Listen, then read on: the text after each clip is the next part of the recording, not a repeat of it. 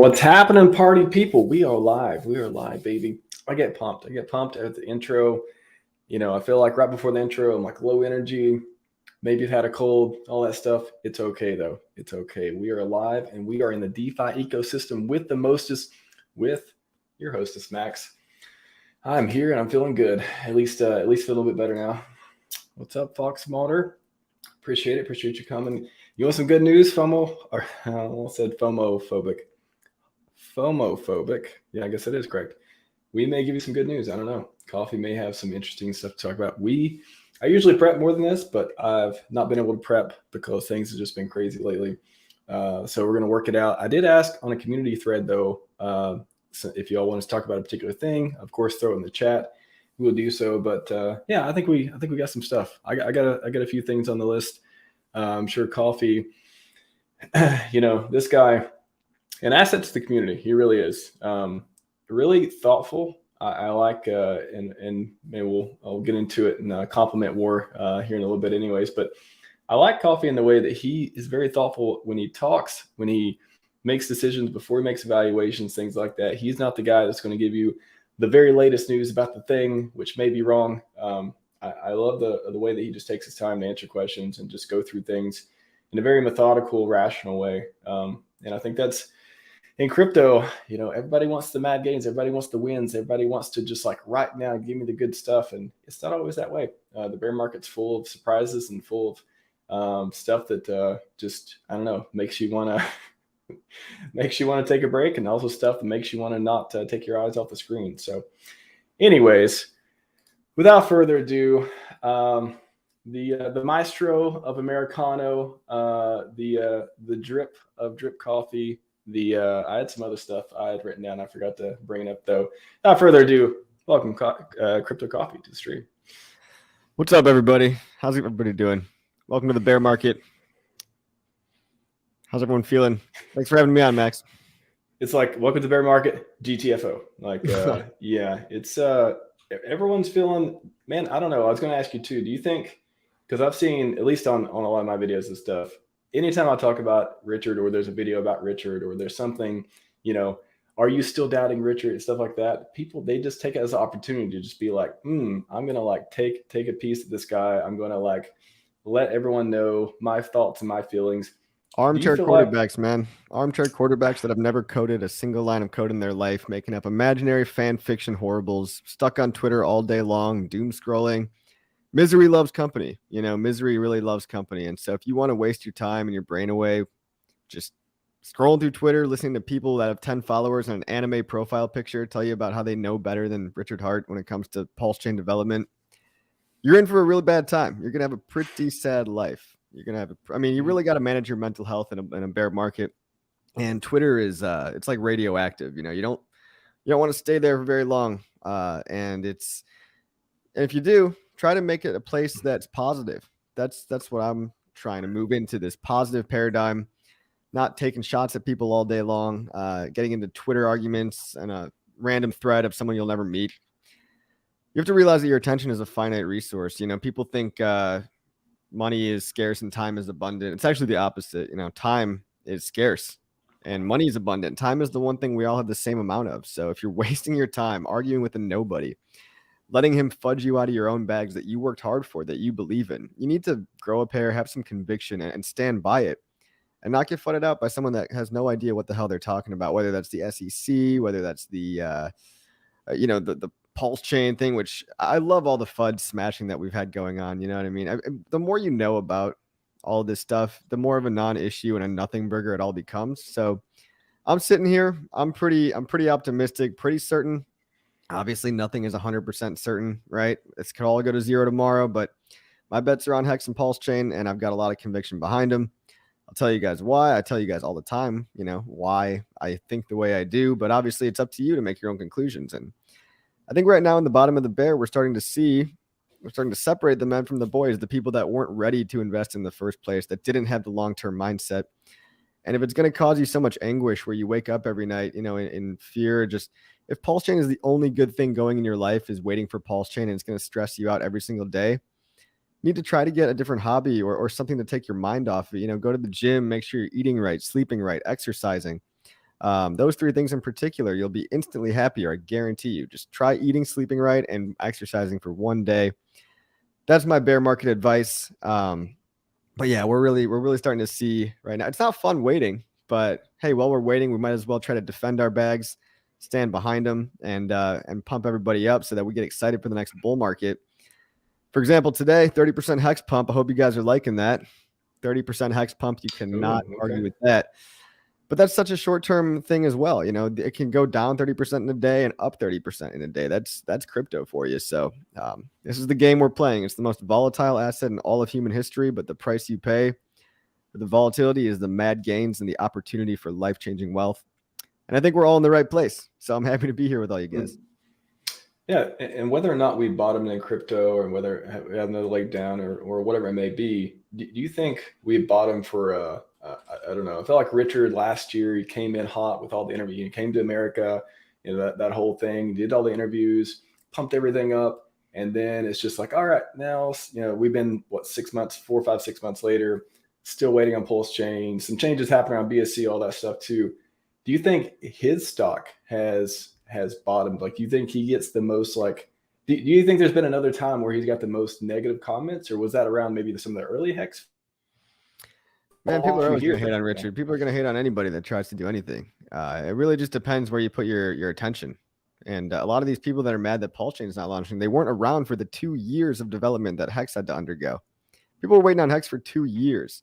Now, I get the difference with PulseChain is that people sacrifice for it. But if you sacrifice, by definition, that's what you did. You sacrificed your money with no expectation of profit from the work of others. You sacrificed for freedom of speech. And as silly as that is, that's what we're trying to instill in people is you can't expect things to be done at a certain time. That's not how software development works. I mean, luckily for HEX, that's not how HEX launched, but people were pretty pissed off at the beginning of HEX too, or I should say the prelude to HEX, the 2-year runway of development and testing and future projecting. A lot of work has to go into these things to make sure they're done right. And so is Richard getting more hate or less hate? I don't really pay attention to it because haters are going to hate by definition. They're always going to, and you'll never be able to stop them. The last thing you want to ever do is give them any more attention. So I don't pay attention to it, and neither should you.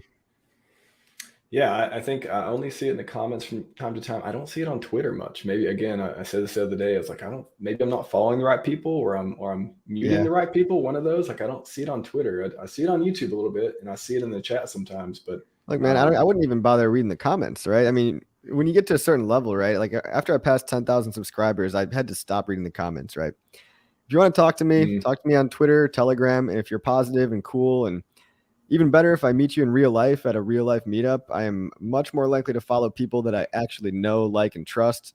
Whether it's a regular relationship or a parasocial relationship, that means a virtual relationship where you feel like you know somebody, but you actually have never met in real life. There's a lot of parasocial relationships I have with these people online, but if you're not adding any value to my life, I am not going to give you my life force energy, my attention, my mind share, the one thing that all trolls feed off of. And it's very, very simple. And with this mentality, it's just life gets so much easier. Life gets so much better. And you focus on the mission, which is educating people about what's coming up, which could potentially be the biggest opportunity in crypto since the spawn of HEX.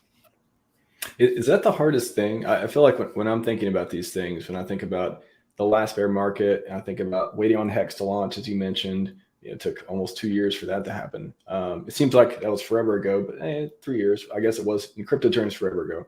Yep. But then, do you think it's just perspective? Like I keep, every time I see, some crazy comment, I'm just like, if we would fast forward however long, 4, 5, 6 months, 1 year from now, however long it is before things get good or things are better in some way, or PulseChain launches, whatever it is, whatever you get some kind of nugget to help get over whatever you're not feeling good about right now, whatever happens, whatever that may be, fast forward then and see your future self, and like how none of this is going to matter how maybe stupid you're going to feel for saying all the things or doubting this process or doubting that. Is it just about people just can't get perspective? Is that the hardest thing to do right now? Yeah. And that's the hardest thing for people in their personal lives, day to day, all the time, forever. Everybody in the world is just reflecting their own internal experience back outwards. And so if you're going to be a miserable person, I'm an optimist, and I think everybody should be an optimist, and you can choose to be. You're not boxed into one category. You can be many different ways, and you can have many different ways of thinking.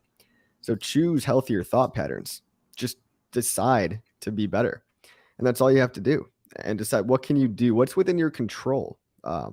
People like me and you, we get out there, we communicate, we try to educate, start a YouTube channel, whatever it may be.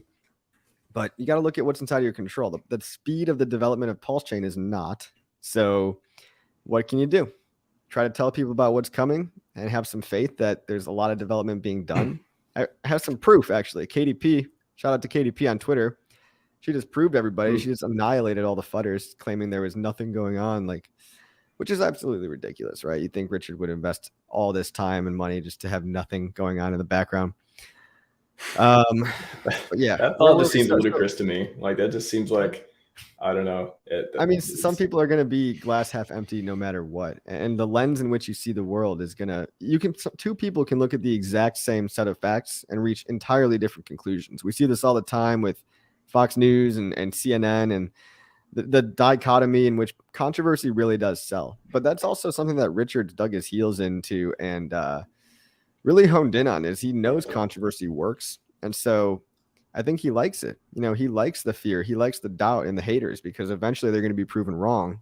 And he wants that I told you so moment more than anything else. He wants it more than any kind of financial gain in the world, because a guy that's been rich for decades, that can afford anything under the sun, it gets old. And I'll tell you, as a guy that made money from crypto too, there's only so many things you actually want. And then it's like, well, what are you doing things for? And Richard's blatantly obvious. I'm doing it for glory, he says. Absolutely. I personally, I want to make other people financially free, so that they can also realize that that's not the source of what makes them happy, but it is a great source of power. And then you can use that power for good or for evil, right? So it really is a matter of perspective. It really is a matter of the way in which you see things and the internal narrative that you're telling yourself as well. So be careful, guys. Analyze your own thoughts regularly.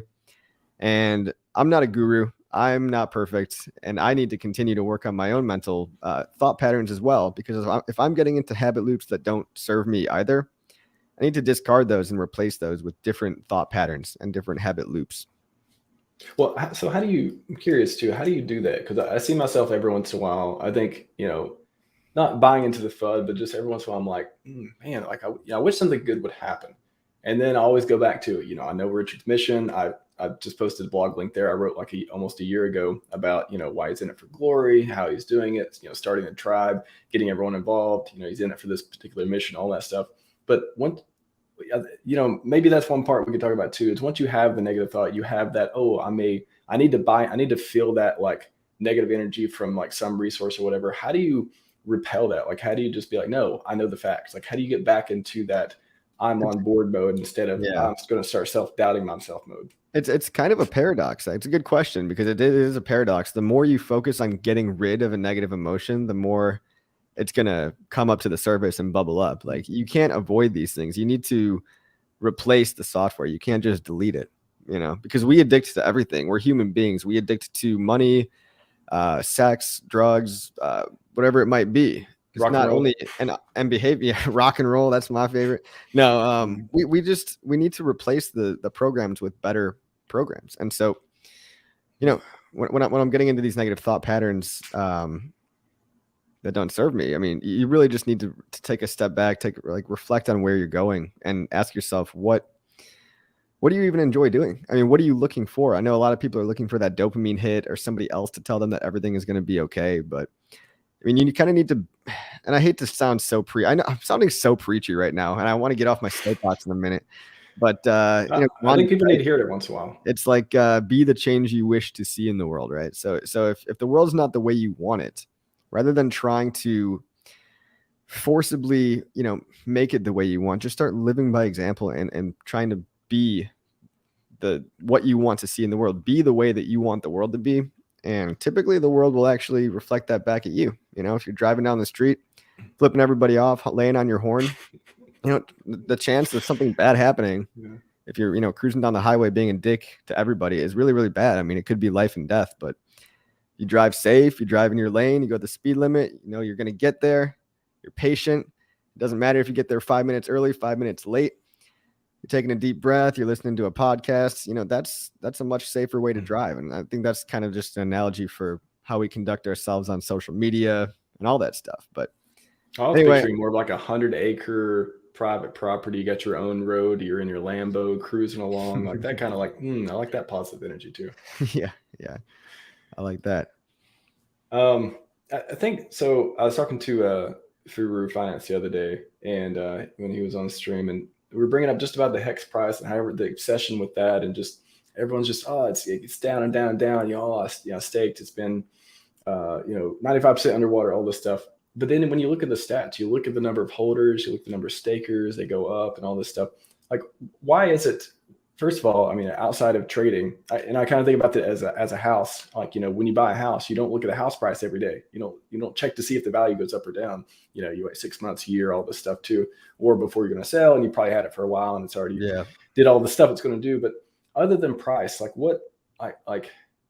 how do you get away from price with HEX? I guess in a bear market, maybe that's the thing. Like, how in a bear market, how do you get away from looking at the price of HEX every day? Well, it's hard because that's why we're all here, right? And one of the things HEX never beat around the bush on is that we're here to make money. We're here to get financially free.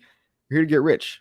We're here to chill, and we're here to get rich. And let's not pretend that we're not. A lot of people like to cover up their greed with technical complexity. The more jargon and words people try to use, the more I'm onto them, and the more I'm like, that guy's a greedy asshole. How many real scammers played like the good guys in the last bull market?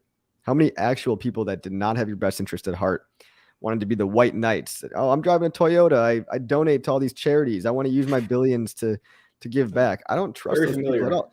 Let's all kind of agree that we want to help ourselves first. We can help other people, but we got to help ourselves first. Okay, so I know crypto's all about price. There's other stuff you can do. You can build. Or you can check the price every day, every 5 minutes. You can just refresh TradingView over and over if that's what you want to do. Or you can refresh Twitter over and over and over. But there's a triangle, right? You've got creators at the top 1%.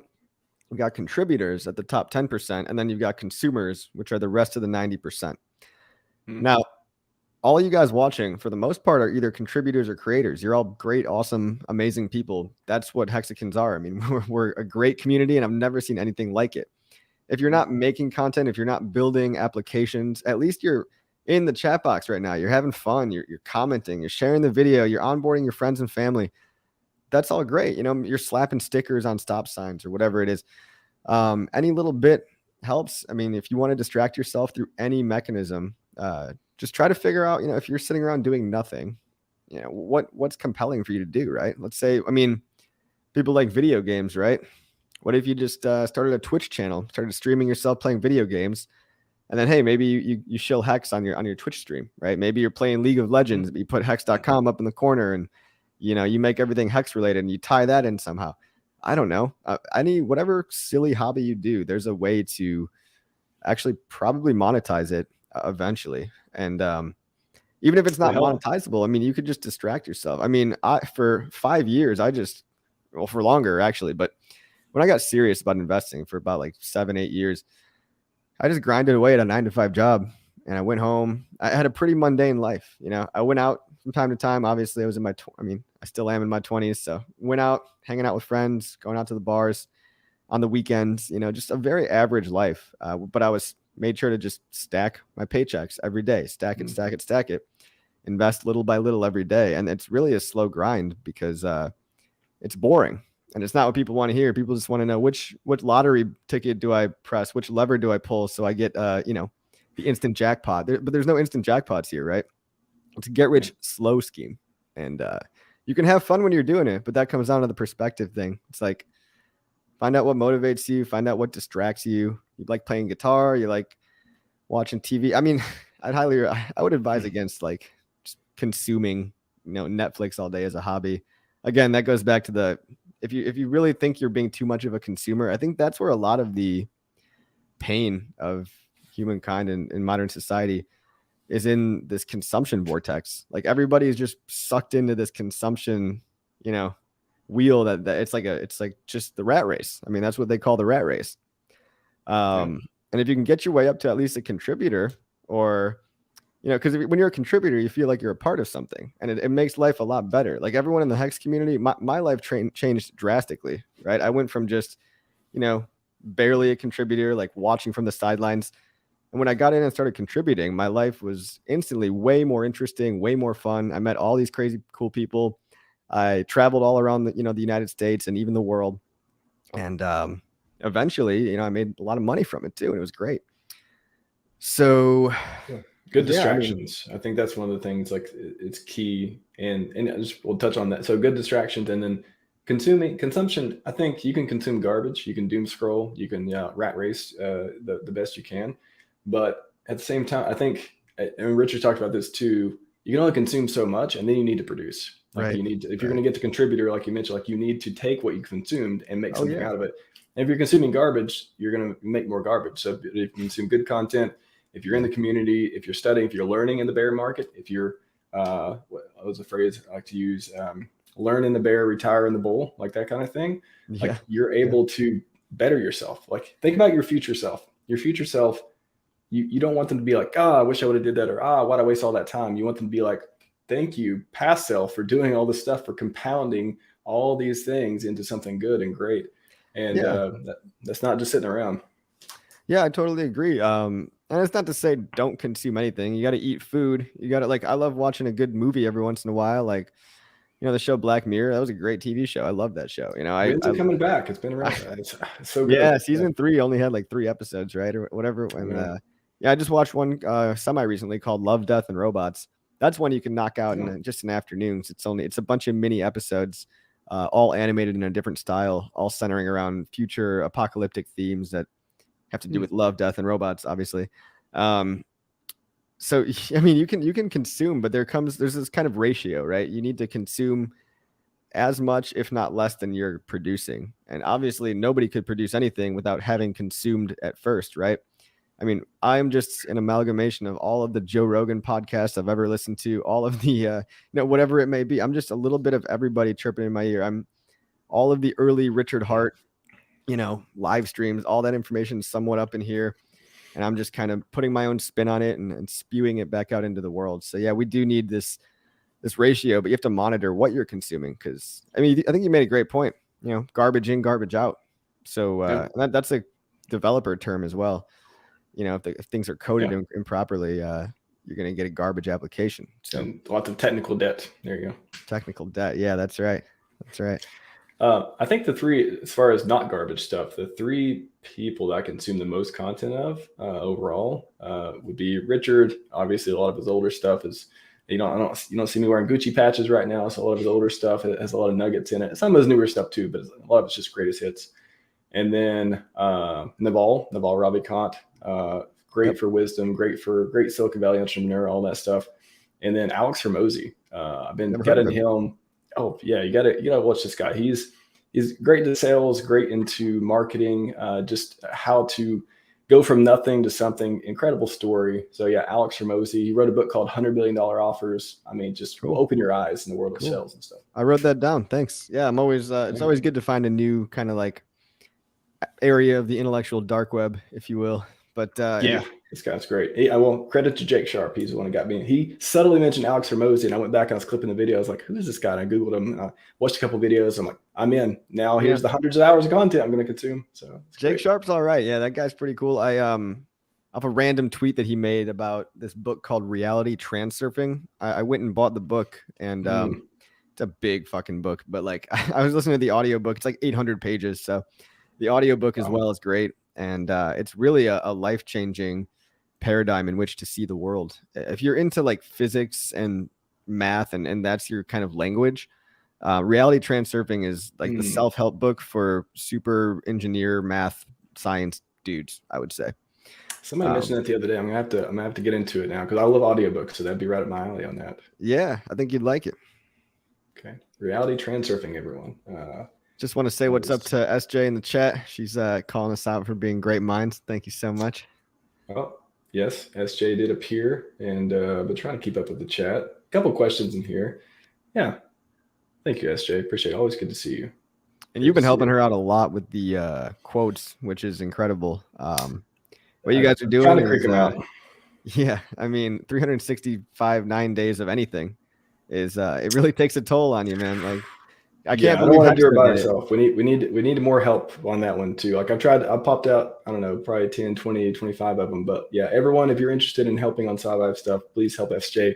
Just recording a quote. That's all you got to do. Go do a selfie recording of a quote, send it to her. Yeah, Just there you get the go. message That's out. actually a perfect way to going back to distracting yourself in the bear market, right? If you want to contribute and just take 5-10 minutes of your time, you can just film a little video yourself doing one of these Scivive quotes. And for those that don't know, she's doing a daily Scivive quote for 369 days, which after like, I think she's at like halfway almost, like 170 days or something. It's, it's not easy, dude. I know how that goes too. No. Like trying to be consistent every single day. It can be pretty brutal. So if you want to help out in a very easy way, just go submit a quote or just probably send her a DM. I'm sure she's got like a list of quotes or something. I did one time.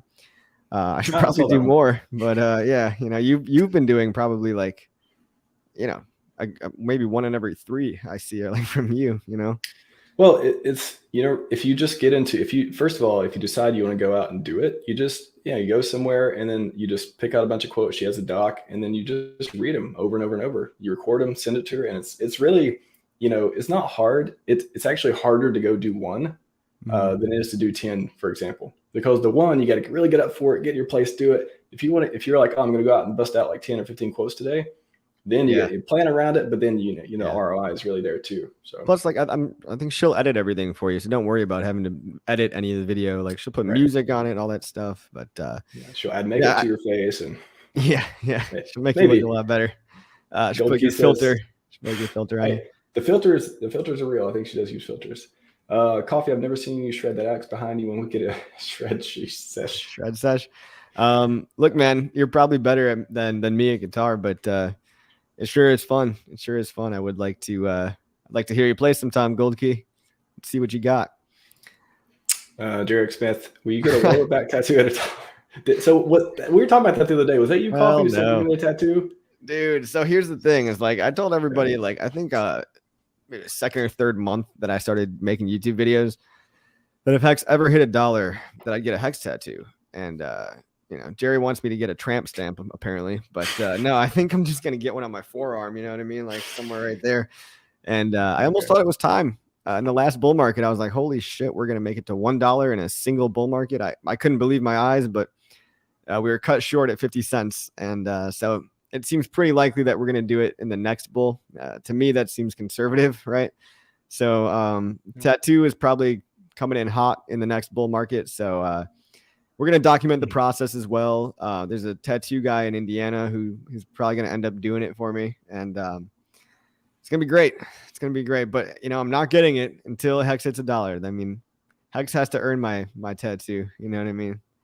Okay. Yeah. Well, if any whales are out there, any mega whales out there, feel free to ask Coffee the question of what dollar amount you need to pump that price to get a teardrop bear market Hex tattoo. Maybe like $5. Would that be the just a baby one right there? Isn't there a calculator?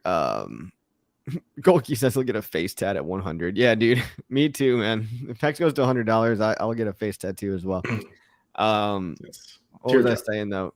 Yeah, calculator to see what to pump the price to get to that. Yeah, is that a thing, or do you have to do that manually? Yeah. I mean, I've heard Richard say it on stream before. Like he'll go up and click, and be like, "Oh, it takes this much to get Hex to that amount." Did it look into hex.com? It had one of those. Maybe. Hang on 1 second. I'm gonna find this because this could be pretty fun. We could chill right here. So if you guys want to see me get a tattoo, any whales watching, I'll tell you how many millions of dollars you need to pump the price up. Pay attention, whales. Pay attention. And please share the link to any whales you may know and get them on the stream. Yep. Yeah. Look into Hex. Hex.com. Oh, it's not loading for me. It's weird. Oh, did they get the pulse tubed? No, they're still up. I mean, it pops up on Google. PulseTube is back up too, but remember that one day it was. Yeah, I was super disappointed because I think they got scared by the FUD, and then they put it back up. I think the guy that made that is in the UK anyway, so it's like doesn't affect him at all, literally. But Yeah. Well, I think I was talking to him and he said that there was maybe the UK had some new stuff coming out, and now there's like this big disclaimer on the PulseTube website of this is not Yeah. financial advice, only aggregation Yeah. of data, stuff like that. Look, man, ask for forgiveness, not permission. And you don't waste all your time worrying about whether or not if you're going to get in trouble. If you're not doing anything wrong, chances are you're not going to get in trouble. So I wouldn't worry about all that. Great website. Man, look into hex.com. What happened? Let me see. Because that's Gerardo's website, right? Yeah. Hold on. Just to Alex's question, what gives you confidence Hex will come back to new all-time? Well, I mean, why wouldn't it? I would invert that question and be like, what would make Hex not come back to all-time highs? Like, what would need to happen for that not to happen? Outside of imaginary horribles of DeFi is banned and Meteor and I don't know, U.S. becomes a communist country, and like it is designed to appreciate, like literally. So it's not designed to not go down 95% apparently, but it is designed, in the right market conditions to outperform a lot of other stuff. So I would think about like, why wouldn't it happen? It's like that's like something I use too to think about. If you're taking a run or you're just out one day and you're like, am I just in a dream? Have I found the best crypto ecosystem? Is this stuff real? Just think about like, why wouldn't it happen? Like, why wouldn't you be able to get what you want out of these types of investments? When you see what happened before, you see what happened with other cryptos, and you know what happens when you get in early to this stuff. I would just invert the question. Yeah. I mean, there's always a million reasons for something not to happen, right? You got to make it happen. Things don't just happen, right? Like you don't just wish for it. You got to take actions as well. But with everything I see going on right now, I mean, I actually had doubt in the first couple months of Hex, and I threw my hands up at one point. And I was like, yo, guys, this might not work, but you might as well try, because if it does, there's infinite upside and extremely limited downside. And I still feel that way. Asymmetric risk. And I still feel that way. Although knowing what I know now with the community, with the on-chain metrics, with 100,000 stakers, with the price performance we've already had, the liquidity, the founder, all the social media metrics going up left and right, like it's just unstoppable. It's an unstoppable force. And, when PulseChain launches, I believe it will. Nothing is 100%, but I'd give it a 99.9% chance that it will at some point in time. I think we're all going to be very, very happy. I mean, the price pump today on rumors that V3 might launch soon, and I guess the big thing today was actual proof for all the little doubting Thomases out there that were like, oh, I don't know if the devs are gonna do anything. Like, it's the classic, like, can the devs please do something? You know what I mean? Like that classic meme in crypto. Yeah. Like, the price is down. Can the devs do something? And it's like, all right, bitch, here's the devs doing something on fucking GitLab. Here's like actual private posts where you can see like the main developers are committing to GitLab, but it's private because you can't see it, because that's how business works. You don't want to just expose all your industry trade secrets. So we shut down, and KDP annihilated all the fudders today, and the price pumped, I think, just on that alone. I mean, I think it probably gave some people peace of mind that their investment is not just in the abyss. You know what I mean? But you can't just be developing something like PulseChain out in the open, right? It'd be subject to so much scrutiny, so much unnecessary additional FUD. Can you imagine all the people trying to interpret the code and being like, oh, well, I don't know if it should be done this way, acting like their opinion is legitimate when they've never developed a line of code in their lives. Right. I'm not qualified to talk on certain trade-offs and design decisions when it comes to technical implementations. And I'll tell you that. I won't just pretend that I will. Like, it's kind of like the unique governance token, right? Everyone buys this fake governance token because they think they're qualified to make decisions in the design of the Uniswap protocol, when in reality, there's maybe only less than 1,000 people in the world that are qualified to make those decisions. And luckily for us, Uniswap owns 90% of the Uni tokens. So again, there's your centralization, right? Oh my God, but is anybody shitting on Uni? No. For some reason, Uni gets a free pass, because even though they own 90% of their token, the Uniswap team does. You look it up. And it's fake governance. Yeah. You're not actually, no matter what you vote on with your Uniswap tokens, the founders can always outvote you. And it's going to be the same way with PulseX, and that's good. You don't want amateur hour. You don't want a bunch of plebs fucking talking about what they think should be in PulseX or Uniswap or anything for that matter. Yeah, I mean, there's lots of different ways to sort out like who gets to do this, and one of the ways to do it is, hey, do you own enough? Like, not saying all people who are rich in crypto are non-plebs, but at the same time, there's like, is there a better test than that you could give someone with a type of crypto project? And yeah, Uni's doing fine. It's doing the opposite of getting shit on. It's the opposite of that. But look, Uni didn't pump as hard and probably won't pump as hard again. Yeah, you got to keep that controversy. That controversy sells. You really got to keep that mystique of, oh, why is everybody calling this a scam? And then you got to let, like, the few people, the Illuminati that understand everything, that they feel like they're in on it, right? All of us in HEX, right? We're in on it because we know it's not a scam because we actually did the research. That's why we're so excited. But not a lot of people can break down that barrier in their mind. It takes a certain caliber of person to overcome a lot of those narratives that just don't make any sense. Like when you read these articles and you're like, is that really true? And then you look it up and it's like, wait, that wasn't true at all. Like Richard can't shut off the code whenever he wants. Like there's no off switch on this thing. There's no get rich scheme for him. Like, I mean, even if he wanted to dump all the HEX, he could at most extract $10 million out of that. Why would somebody that mined 50 Bitcoin blocks in 2011, that was a multimillionaire before Bitcoin, why would he care about 10 million bucks? He's probably has $10 million in the closest closet to him right now. Like it's he's not, got it doesn't even matter. It does not affect him. He's got like $10 million of watches, right? Like you don't need. I think these displays of opulence are at least 10 million, might be more. Yeah, it probably is more. I mean, when you include all the shit that he owns, but these displays of opulence are real life proof of work. It's kind of ironic that he's trying to use real life proof of work, proof that he's rich to show the people that have the eyes to see and kind of read between the lines. Hey, this isn't a scheme for me to make money off you guys. Like I've got all the money in the world. Not a single HEX has ever been sold. Seems pretty damn obvious, but if you don't want it to be true, you're going to look to the first comment that you see and you're going to say, oh, okay, that's the truth. And you're not going to look any farther. So that's okay. If you don't want to look any farther, then don't, you're not going to be able to onboard the entire world into HEX. But if even 1% of the human population was onboarded into HEX, think about it. We've got 100,000 people right now. That's like 0.0001% of the human population. Imagine if 1% of the human population bought and held HEX. The price would probably be $10,000 a HEX. Literally. It sounds outrageous, but these are the math works out. The math works out. I mean, I kind of made those numbers up, but you can imagine, right? The people don't realize how high it can go. People don't realize how early we really still are. Like there's such a small pocket of people that know about HEX right now, and you're able to get it at 95% off or whatever. So the price is capable of going to at least 50 cents, even if you were the most pessimistic bear of all time and you said, okay, well, the price might never even go past all-time highs. Well, even if it only went back to 50 cents, you just 25x'd your money, which you can't do anywhere else in any other asset class. Yes, you can do it in crypto, but you can't do it in any other asset class.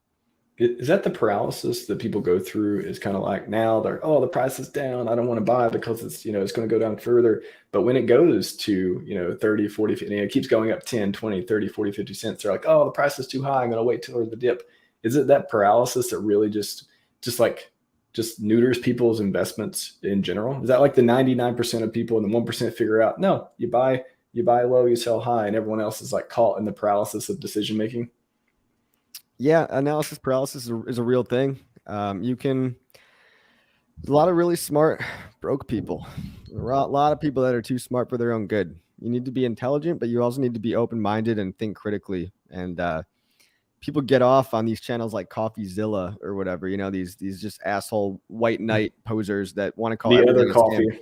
Yeah, which is fine, because if people if they accidentally type in CoffeeZilla, then they might find me by accident. They might find a better way. But why do you think channels like this exist?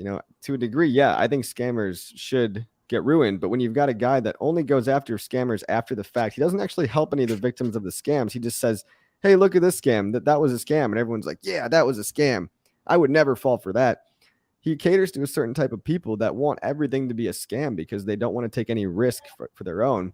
And these are people that have probably never achieved anything in their lives, that like taking pride and solace in the fact that, well, they were too scared to try anything, but look at all the people that tried and failed. At least I'm not like them.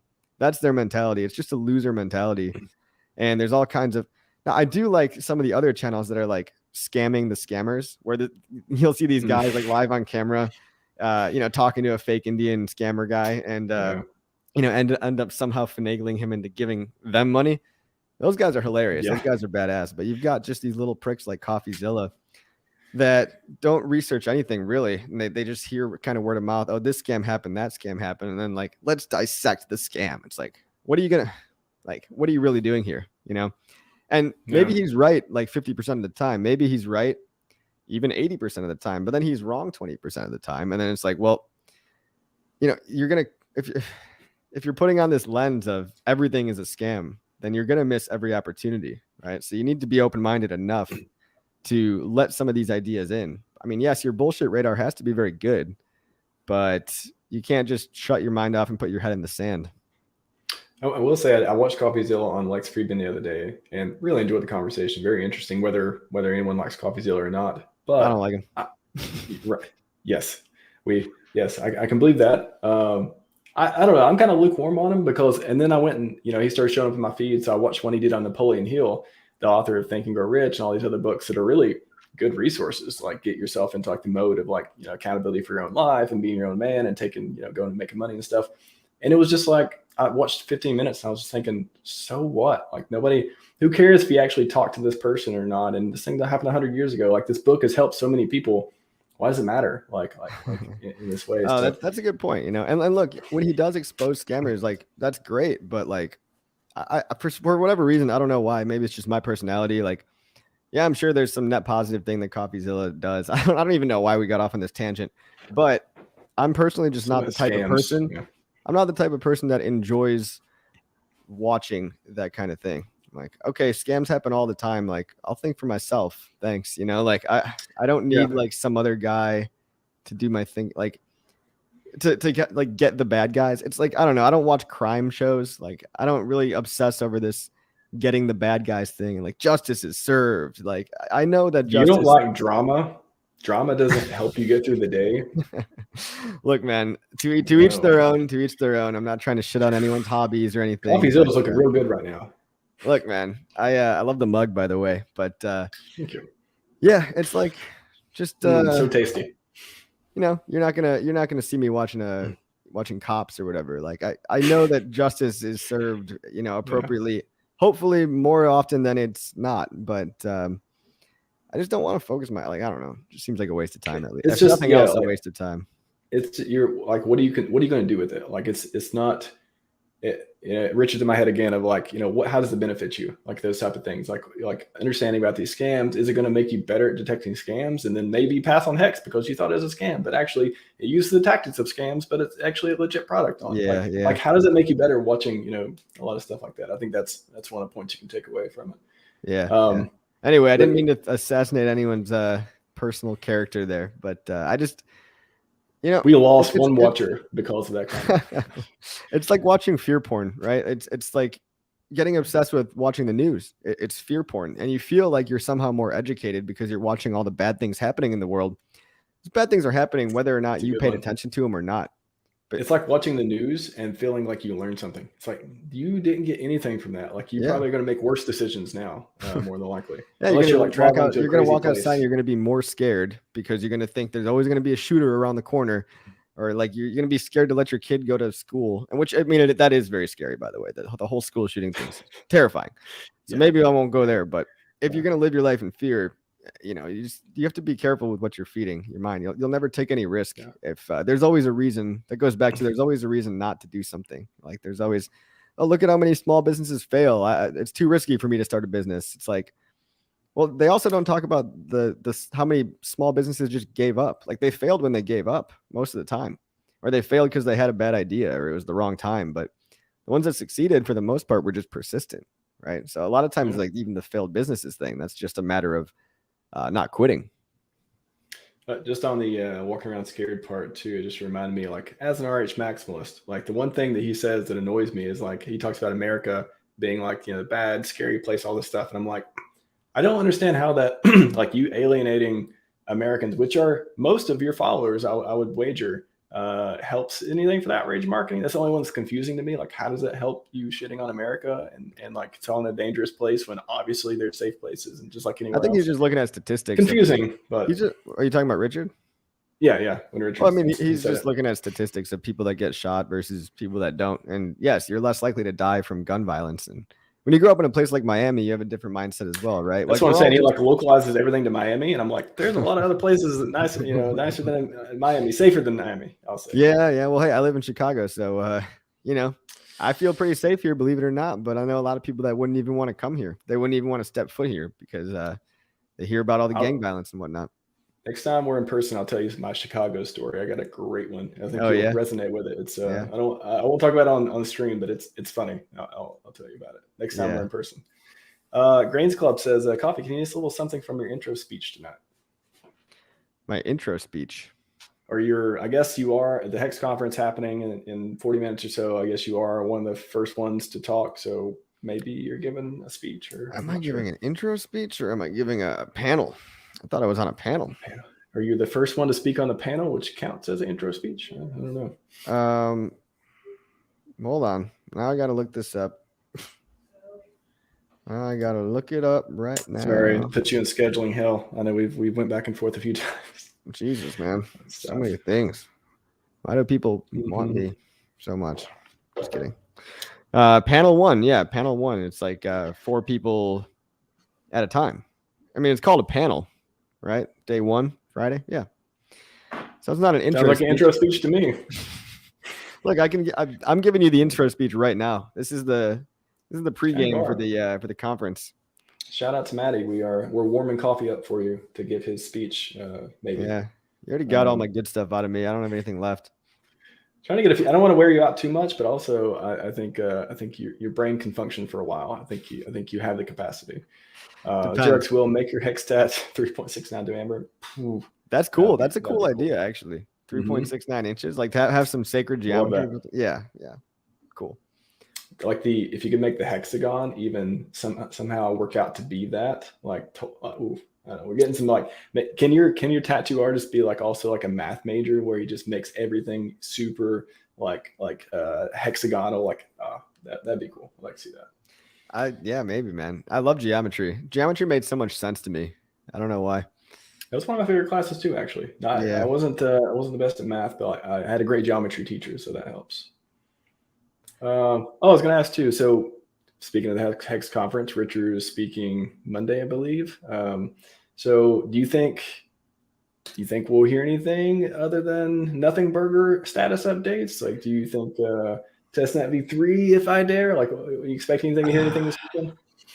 Look, man, I don't trade, but there's probably some of you guys out there that want to play this like a trading game. I don't even think it's really that. I really, really think the latest HEX pump is simply based on low liquidity, flushing out a few big whales, and giving everybody the confidence back that PulseChain is actively being worked on. Because there was some kind of weird mind virus that was going around that like PulseChain was not even, the developers. People just make shit up on the internet. Richard's been gaslighting us for like 18 months or something. What is gaslighting though? Like, what does that mean? That's when you like. Go ahead. What is gaslighting? Actually, let me give you a good definition. I kind of said that. I don't think that's gaslighting. I think you meant ghosting. It's sort of, but I think, let's see, gaslighting, using psychological means to question their. No, that's actually not the right one. It's like you accuse somebody of something that you yourself are doing. Gaslighting, emotional abuse that makes people think they're. It's like when you're abusing somebody and you say, "Stop crying, you're being irrational." That's gaslighting. Well, maybe, that's what I'm saying. Like Richard's saying, like, hey, like stop worrying about it. I'm working on it, but he's actually not doing it. So maybe it's like a combination gaslighting and like a ghosting. Maybe. It's not fucking gaslighting. Grow up, guys. Seriously, be an adult. Like, everyone likes to throw that word around too in the modern culture too. Like, I'm gaslighting. It's like there is a real gaslighting thing. It's fucked up when somebody abuses their victim and then they blame the victim after they blame the victim for being abused. Richard's not doing anything. Okay, he's trying to build PulseChain in peace. You guys keep bothering him. Stop bothering him. Stop making up stories. Like what's the likelihood of like everything being faked, gaslighting, ghosting, like whatever you like that whole crazy conspiracy scenario happening, or him actually working on it and devs are doing stuff and we just need to wait? Like Look, it's way more likely. shouldn't you not want your founder to be tweeting and streaming all the time? Shouldn't you want your founder to be working on the thing that he's building? Like, stop trying to distract him and stop making up bullshit. I mean, for your own sake. I don't know what kind of stories are going around. I don't pay attention to it. I spend I mean, I probably spend an hour a day on Twitter, maybe 2 sometimes. And I filter it out to be only people that serve my interests, or people that I can learn from, even if they don't agree with me on everything. If they can show me a different perspective and they're not just an energy vampire. That's what my feed looks like. And I recommend everybody use that mute button very liberally if you can. Yes, the mute button is fantastic. It's very passive and it's undoable, and give you a break from people if you don't want to hear. I just want to keep saying gaslighting as many times as I can just to trigger coffee. But Golki, credible source told me RS is dropping a sex tape. Are you gaslighting? Are you gaslighting us right now? I think there's like an overuse of people using these trendy words. I don't think I've ever said that word in real life like until today. I'm not calling you out. I'm just I know. I'm just like I'm thinking because you said that I'm like that's true. Like I don't ever remember saying it, but I hear people say it all the time. Yeah, you hear people say it. It's just like using the word like narcissist and bipolar. It's like everyone's labeling everyone as a narcissist now, just when they don't like agree with each other. And there is like narcissistic personality disorder, but you need to just these labels I think sometimes go too far. And Black Eagle said all the gaslighting is proving the dead internet theory. I want to talk about that. Have you heard about the dead internet theory? I have not. Please educate me. Okay, so the dead internet theory is basically like the hypothesis that there could be, we all know there's bots on Twitter, right? But what if there were so many bots that they made up 90% of all of the interactions on the internet? Like a lot of the people that we're talking to on Twitter could be bots. And you see that too. You see it on Twitter. You see these idiots just engaging with anime profile picture bots on Twitter that probably are designed to enrage them just to farm for engagement. But the question is like, if you ask Twitter, how many bots do you have in proportion to relative users? They're going to tell you, oh, probably like 10% bots and 90% real. Right. But how could they know?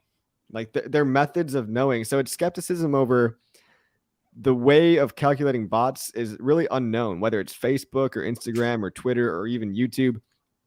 How many of these users are real users?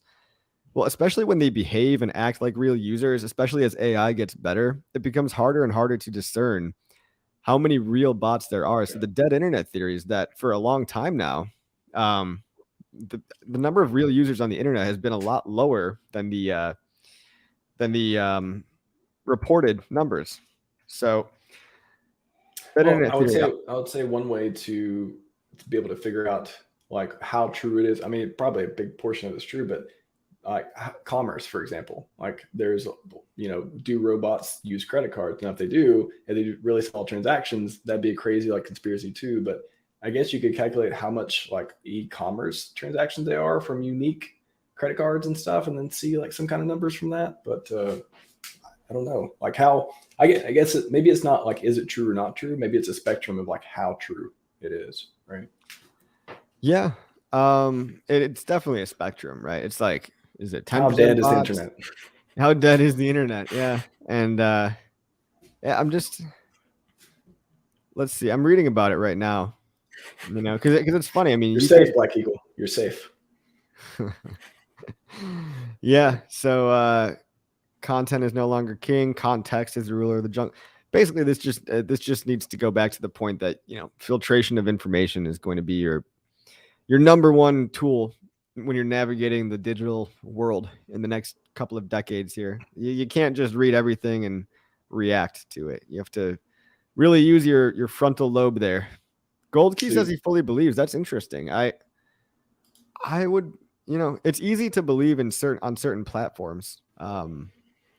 But, typically the people I follow on Twitter, right, those are people that I'm pretty darn sure are not bots, right? So I think you can still find the real people, but it's almost like it's almost an analogy to like the simulation theory, right? People say, well, if there's a simulation, then how many characters are just NPCs, right? Like, is it possible to have an NPC of just these guys that are just going through the motions, going through the rat race and all that? It almost, the more advanced that computers get, the more metaphors that we have to relate computers to real life. Like our brain's processing power is similar to RAM. Our hippocampus, our memory is similar to like the hard drive storage space. It becomes more evident that we probably are in a simulation, and we're probably not in the first one either. Like we're probably somewhere layered deep within a whole multiverse of simulations. And if that's true, how many bots do we talk to every day? You know what I mean? Like, and what is a bot? Are there people that have more or less consciousness but then that gets weird because you don't want to get into like labeling people as an NPC, right? Everybody has a consciousness. Everybody has a soul. Everybody is a human being. But I do think that you can be more or less conscious as a human being, but you also have a choice. You also have a choice to be someone that's a free thinker, someone that's even a thought leader, or you could just be someone that sits around and watches the news all day and watches Netflix and believes all the lies on the media, and like that's your life. And like, you know, whatever, you get it, you go to your job, you go home, and I don't know, man, it's trippy to think about. Gold Key says, crazy that Elon Musk is a founder of OpenAI who made ChatGPT and now owns Twitter. Gold Key, what's even crazier is that he invented PayPal, which was supposed to be Bitcoin. I think this man is just ahead of everything. He's on the cusp of figuring out what's coming in the physical and digital world. Makes great cars too. Great cars. I've got one. It's fucking fabulous. Ooh, nice. Which model? The S. Nice. S for sexy. That's what Elon meant. He made that, right? S3XY. That's S3XY. Mm-hmm. Gold. He also says he's Antichrist. So there's that as well. I was like, I gotta stop you right there, Golgi. Oh, he was kidding. Jerry asked, do you think we went to the moon? We went to the moon. What do you think? Oh, it's getting very conspiratorial. What do you think? I mean, my response is kind of like my response to the simulation question. My response to is the internet dead or full bots is like, how much does it matter to me, and what would it make me more or less productive and effective believing that it was true and trying to like spend time on that? And the answer is, I just don't care enough to even know, because it's just going to slow me down. So unless it's in my path of conquering, like why would I care about it unless it's affecting me in some way? So, I like that. It's very based of you. However, I've looked into this. No, but like let me tell you let me tell you why tonight. No, so like I love conspiracy theories, man. I love them. They're so entertaining, and I have to agree with you. Like, it doesn't change my life at the end of the day, whether or not we went there and picked up a few rocks and came back, or whether or not we lied about it to beat the Soviets in the space race. I think what's likely is that a lot of the footage, a lot of the camera footage is visibly like drawn over or faked, and they didn't have Photoshop back then. So like there's very obvious evidence of tampering with some of the initial photographs and potentially videos even. And I think that maybe photos and videos that they tried to take could have had issues with the film being burned in the X-rays of the atmosphere and stuff like that. X-rays really do mess with X-ray radiation messes with film and other things like that. It definitely messes with Polaroid film. But I mean, this was the 60s, right? This was the 60s, and we were trying our best to reach the Soviets, and we did have radio technology back then. And I believe that we did actually land on the moon.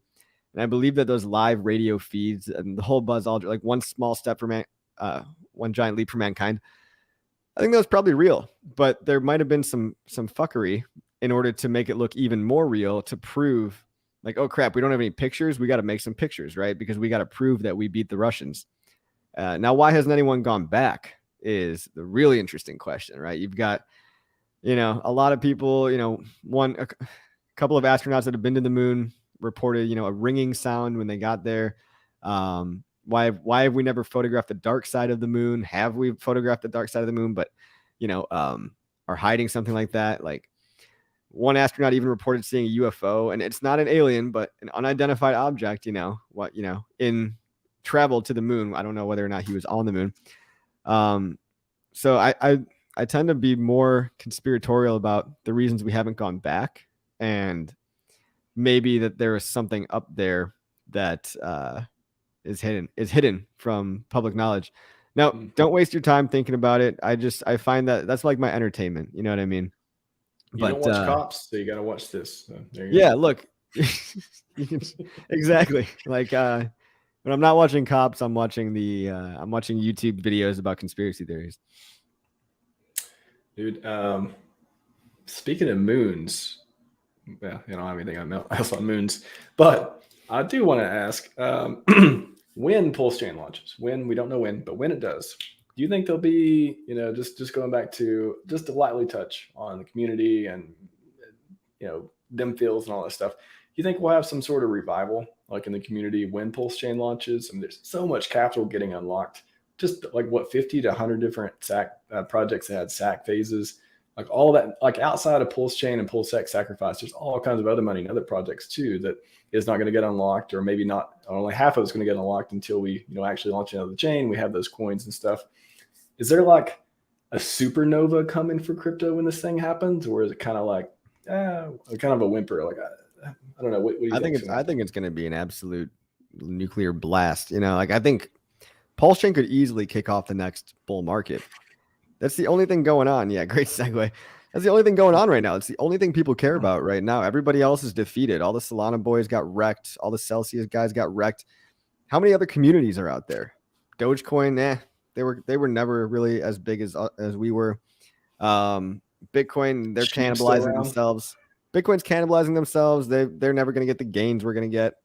Ethereum, everyone branches off to do their own DeFi projects, so they're kind of splintered. You don't really have any other focused community like the HEX and PulseChain community, and everyone's starting to take notice. Big influencers have actually provably sacrificed for PulseChain. They don't want to talk about it yet because they're the kinds of guys that like to dump on your heads after they pump it. And they also have the whole being afraid of the going against the mainstream crypto narrative, which is like, oh, it's cool to hate Richard, so I'm going to hate Richard for now. But PulseChain, though, I like PulseChain a little bit. Maybe that Richard's not so bad. It's going to be the turning of the tides, like mentally, for the wave of consciousness in the crypto community to eventually say, hey, Richard's actually not a scammer. And I think a lot of these millions of dollars of stable coins that are currently on the sidelines, when PulseChain launches, I mean, it's going to be the only game in town. I think a lot of these stable coins are going to flow into not only PulseChain, but obviously the whole Richard Heart ecosystem and even the whole PulseChain ecosystem. All these 100 or 200 projects on PulseChain, a lot of money is going to flow into all of them. And they're all going to pump. And I think it could easily spur the next bull cycle because it's going to be the only game in town. It's the only thing interesting going on. And I think it's going to be huge. But hey, I don't think it's going to be a whimper. I would hate to be wrong on that too. So if I'm wrong, I'm just guessing. Okay, guys? Where do you want the tattoo if you're wrong? Where do you want it? If I'm wrong, I might not be getting the tattoo because HEX might not be going to $1, right? If I'm wrong, you may never see me again. Please don't be wrong. And if you are, you can be right again. You can make up for it. Don't worry. We need you, coffee. We need you around. We need to be caffeinated. That's right. You guys don't need me, by the way, though. That's another thing too. Hey, you're the critical entrepreneur effort in this whole ecosystem. Hey, okay? How dare you? How dare you? He didn't mean that, as you see. No, I mean he's not. I meant you're not the critical. Fuck. I was thinking something. I was thinking something too about. I mean, testing. I don't know what we can. I keep going back to the community. I keep going back to the feelings and just, if this is the bottom, and you're sitting there thinking, what can I do to make it through 2023? Like 2023. If PulseChain launches, maybe we'll get a mini bull run in the RH ecosystem. Maybe it goes on to crypto in general. Maybe it just like proliferates in the whole ecosystem. But just getting through 2023, let's say maybe it's just a sideways year. 2024 is where the real action happens. That's a lot of speculation around that. What is it? Just learning? Is it just controlling yourself? Is it just staking? I mean, what do you roll your money into? Like how do you not watch your money for during a cycle when not a lot's happening as far as price go up. I mean, better hobby than watching your money is making money. So yeah, working bear, retiring bull. Yeah. Just, find something that makes you money, grind it out. It's not going to be fun, but imagine working until you're 60, 70, 80. Or imagine being like, sounds less fun. All you young guys out there, and I'm look, if you're older as well, you're never too late. You're literally never too late. But I've got a lot of friends around my age, and a lot of, what I tell them is, look, man, like, would you rather retire at 35, maybe 36, maybe like, or would you rather work your whole life and doing something you hate until you die? But then again, like, people that are older, younger, it doesn't matter. I think we can all move into providing value and getting paid for something that we actually enjoy doing eventually. I didn't realize that early on. Sorry. Is that what you focus on? Is that what maybe some of your mindset too? Like, let's say, for example, if your goal is to retire early and just, own your own time and do what you want, is that your central, like, is everything revolved from that? It's like you start with that and then everything you do leads up to that. And how does that, I don't know. I think just, it's hard to stay focused. And that's what a lot of people are looking for, like a way to stay focused or have good distractions. But how do you, let's say you can't stand to distract yourself. You just keep thinking about all this stuff. How do you stay focused enough to like compound in the right direction and not, screw yourself over, merge in, stake, all that stuff? Dude, I'm not like a psychologist. Like, I don't have like I don't have all the answers. Well, what do you do, I guess? Like, what is, how do you stay focused? Is it just streaming? Is it just like staying in the community? Like, what makes you not, screw up? You just decide to think a certain way. Like, you literally just get out of bed and choose to be positive instead of negative. Like, just decide to choose an alternative reality that suits your goals and aspirations. Obviously, it's not like The Secret, right? You can't just hope around and wish and pray all day and good things are going to come right in your lap. But if you just behave as if you're kind of already there and don't place so much importance on the destination, right? It's about the journey. You have to enjoy the journey. The more importance you place on a particular goal, the more you distance yourself from that goal. The more angry you get, the more importance you place in Richard Hart acting the way you think he should act, the more depressed you're going to be when he doesn't act the way you think he should act. So rather than trying to control other people, control your own self and control the alternative space of possibilities that you want to transverse in your own life. Like, you just wake out of bed and you choose, right? I don't believe life is like deterministic, right? We're not born into a certain way. I mean, yeah, you might be born with a shit roll of the dice. You might have a bad hand, but you can always play your cards to the best you can. And just try to choose, like, ask yourself, am I behaving? Am I choosing the current actions that somebody, future me, who I want to be would be acting like? If I'm not acting like that, like, I got to change my actions. Just choose to behave differently. And it's like not that hard. I mean, if you're really in a rut and you don't like the way your brain works, try psychedelics. Let's say try mushrooms. Advocation for psychedelics. Okay. Yeah. I mean, look, I don't know. I mean, like, if you really, really don't like the way your brain, like, if you feel like you're so far in this loop, like, there's a lot of really good research out there. There's a lot of promising, if you have mental, like, obviously maybe you want to do it with a therapist. Maybe you'd want to do it in Washington State or Oregon, where they've legalized and decriminalized a lot of these things. But there's a lot of up and coming therapeutic benefits of MDMA, psychedelic mushrooms, LSD. Not saying everybody should go do that, but you're kind of asking me, like, how does somebody get out of this negative mindset if you really, really are stuck? And like, if you're not able to get, like, if you've tried everything else and nothing else works, maybe try that.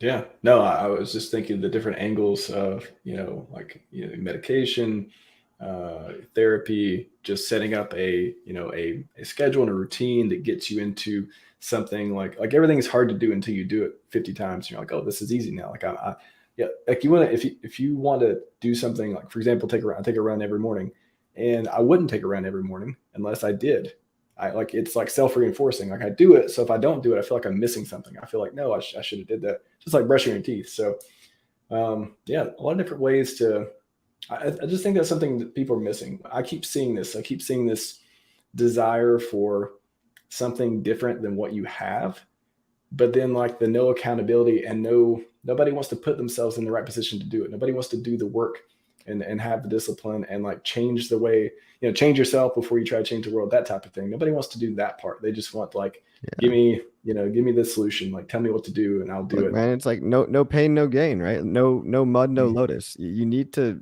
get uncomfortable and get comfortable with being uncomfortable. Black Eagles just said, go fishing. Fuck, LOL. Yeah, just chill out. Whatever dude thing you like, if you want to play golf or whatever. It's hard, but I think we've really like maybe society's been too coddled into thinking that everything should just be okay. I mean, we've lived in these times of abundance my whole entire life. I'm still living in, relative to somebody that lives in Africa, I have a great, fabulous life. The Coddling of the American Mind is a great book, Jonathan Haidt. Yeah. And it's not only, it's like a lot of first world countries, right? Not just Americans, but I think a lot of it starts from the culture center of LA and Hollywood and all that stuff, like California, which is a beautiful place. I love California, but there's a lot of just these woke, like I'm not like, I don't want to get like anti-woke or anything, but there's a lot of just these like prescribed ideas that you have to think a certain way or be on a certain team, and unhealthy ideas. Yeah, like ideas of like handouts and welfare, and everybody should just get a handout for doing nothing. It's like we all have to pull our weight in society. Like we as a species didn't survive by sitting around and being lazy and just hoping that somebody else would give us a paycheck, right? We didn't survive by hiding or not taking risk. You need to get out there, and yes, sometimes someone's gonna go take a risk and get eaten by a bear. Like someone's gonna start a business and they're gonna lose $1 million. I've lost that much money a couple times. It's not fun, but it's not like, what else are we gonna do, right? Like, well, I think it's inspiring, man. Like when you hear stuff like you've lost money in businesses, I've lost money on investments and all these things. When you see people around you that maybe as streamers or people you like or people that you just listen to a lot, and just even like I mentioned earlier, Naval, Richard, Alex Ramosi, all these people, when I see all of their stories, all these like super famous people that are super rich right now, most of them at least, they have all these failures. They have all these times that they just lost everything and they bounce back. So that's like, if you want inspiration, just look around. There's all kinds of people with stories that started probably in worse places than you did, and now they got everything they want. Yeah. Don't follow the regularly scheduled programming, whether it's the right or the left, whether it's the woke or the whatever crap they're feeding you. Just really, really try to decide what do you think. People that want to be handheld and fed all day, those are the type of people that society is going to leave behind. It's kind of like, in the ancient tribal days, I mean, this is going to sound terrible, but like if you lost a leg or something, like they leave you behind and kill you. And now obviously we've came so far that doesn't need to happen anymore. We can take care of our, disabled in a lot of different ways, but like the people that we taxed everyone 70%. We could do so many good things. So many good things. What'd you say? If we just taxed everyone like 70%, we could solve everything. Because the government knows what's best with our tax money. Of course. Why are you so greedy? That's my question. Because these people calling for more taxes don't realize that it's funding the military-industrial complex anyway. At best, it's funding that. At worst, it's funding every other initiative that you don't agree with. They're making angry tweets on their iPhone that's made from slaves in cobalt mines, but but they're fixing. They're part of the solution, man. Listen, you're not wrong. Yeah. So we're January 6th. I hear that, and now it's a special date in my mind for some reason, thanks to whatever happened a couple years ago. But beginning of the year, what do you want to do this year? Like, what are your plans? Like, what do you hope to accomplish this year that you personally in this ecosystem in life? Like, what do you got going on? I want to finish the version 2 of the course that I built. I can't do that until PulseChain launches, but I want to do whatever I can right now. I want to keep onboarding people. I want to grow my YouTube numbers. I want to grow my Patreon subscribers, and I want to grow my YouTube subscribers. Obviously, I just want to increase my revenue streams, and I want to obviously do that by helping people. So if you found this valuable, if you find anything I say valuable, consider my Patreon, $20 a month. You get full access to me. If talking to me and hanging out with me is something you might want to do, $20 a month. Because I've only got so much attention. I love how you sell it. It's like, you know what? If you want to hang out with me, $20 a month, Patreon. But I mean, or go to a real life meetup. Go to a real life meetup. We can hang out for free, or whatever the cost it takes to get there. You can give coffee $20 at the meetup if you want, but it's not required. Not required. Yeah, I mean, a lot of people have questions out there, and I can't help everybody. Like, there's only 24 hours in a day. But if you want some crypto non-financial advice, if you want to figure things out a little bit better, get a better grasp on crypto, my Patreon's got a private chat room, one-on-one attention, questions answered, sometimes private calls or whatever. I really think it's a lot of bang for your buck, and that's about as many people as I can help one-on-one. Other than that, I think the best way for me to continue to provide value is go to one to many on YouTube, right? I can make one YouTube video and help 10,000 people. Let's say it gets 10,000 views. Then I just reached 10,000 people. But the one-on-one course or the one-on-one Patreon group, that maxes out at probably about 200 people. I don't think I really have the mental bandwidth for more than 200 people in that group. So there's only 20 people, or there's only 15 people in that group right now. So when the bull market comes back, it's probably going to get capped off at around 200. What do you think in terms of, do you have any more ideas for, I know you did the buying groceries thing and for onboarding, and a lot of, that's one of the things I love about some of the stuff you do is you really try to find these nuggets of, wow, I think this will be, a good impact. I think this can help the ecosystem. I think this can onboard people. And then you go and do it. You don't just think about it. You just don't write it down and say, oh, maybe we'll talk about it. Like, you go and actually do those things. And that's why, I think your Patreon and other places where you can get people's time and attention and funding, like, you're one of the few people who actually do something good with that funding too, for the community.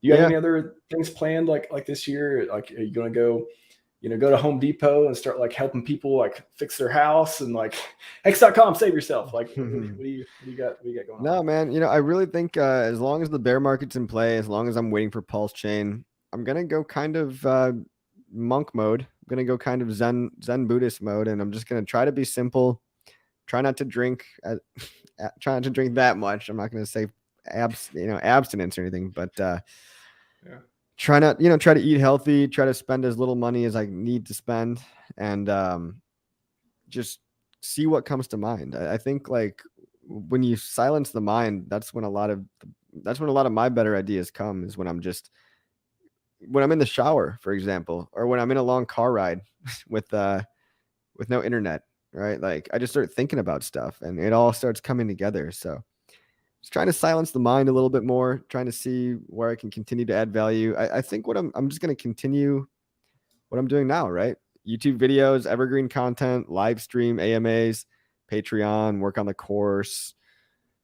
I mean, from a communication standpoint, this is how I think I can onboard the most people effectively. Other people have their own crazy cool ideas. Everyone's doing it a little bit differently. Some people are taking I don't know. Some people do conferences. Look at Matty Allen. He's leading a conference. I think that's fabulous. That's absolutely fantastic. But shout out to Furu Finance for TikTok. He's been killing it on promoting shorts and doing TikTok videos and getting in the places where you get easy engagement, all that stuff. So TikTok and shorts. Yep. TikTok and shorts, I think, are a good funnel for people's other channels, right? Because people start to really get acquainted with you by that repetition of all those 15 seconds over and over.